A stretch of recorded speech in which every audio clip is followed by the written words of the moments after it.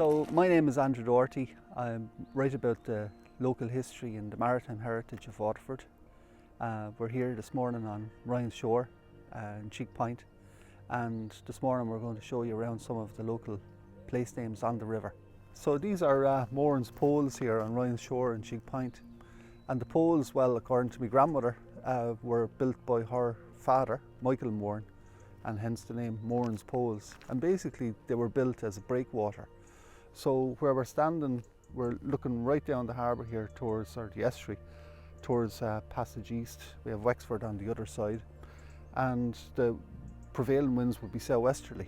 The poles are built out across the tide, and as the wind blew, it just gave a bit of shelter to the boats that would be moored here. And you see the punt is off there this morning, tripped off. They'd ground on the mud, and as the wind blew, or as the waves came up here, they'd break off the poles and it would give a little bit of shelter to the boats.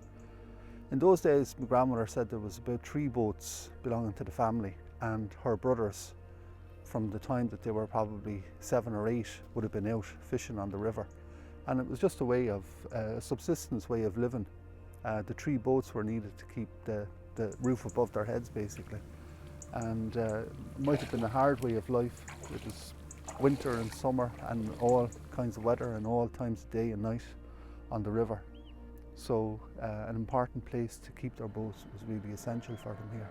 Here we are at our next port of call this morning, the Barrow railway bridge, which runs for 2,131 feet between Drumdowney over here on the Kilkenny side across to Great Island in County Wexford, and it connects Waterford with the port of Sceal Eile.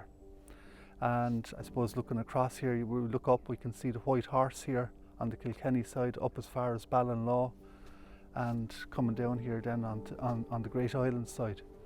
It was constructed between 1902 and 1906, and it was officially opened on the 21st of July 1906. And it was the last significant piece of railway infrastructure that was constructed in Ireland. It connected Sceal Eile with Waterford, as I've already said, but it also, through Waterford, then connected the line to the whole of the southwest of the country of Ireland. And the important piece about it, I suppose, really was it was to connect in with Sceal Eile port, which brought the passengers from Sceal Eile on a shorter hop across the Fishguard. And for anyone that's ever been seasick, they'll probably understand and appreciate what a shorter voyage meant for people in those days, let alone say in these days. The last train went across it in September of 2010, but it still stands proudly over the River Barrow, where it meets with the river shore. And it's an architectural jewel that has stood the test of time, and hopefully it will continue to for a long period yet to come. So Great Island, I suppose, historically was well known for its rich pasture land. There was also a substantial fishery related to the island through weirs and other means. And I suppose in later times it's probably more known for Great Island Power Station, or power stations.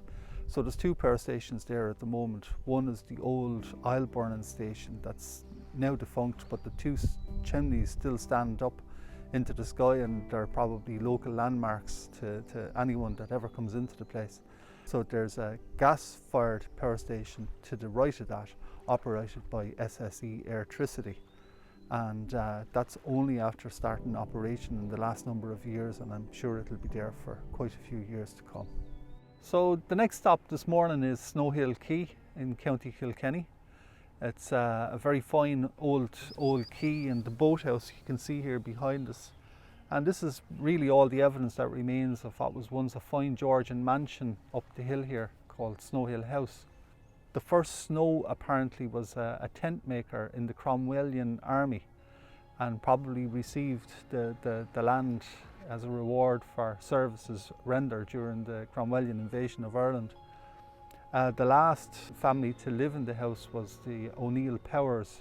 The last of that family was a lady called Violet O'Neill Power, and a very curious character. Violet was a bit of a tomboy growing up, and in the First World War she volunteered to serve on the front line as a nurse. She was part of what was called the First Aid Nursing Yeomanry.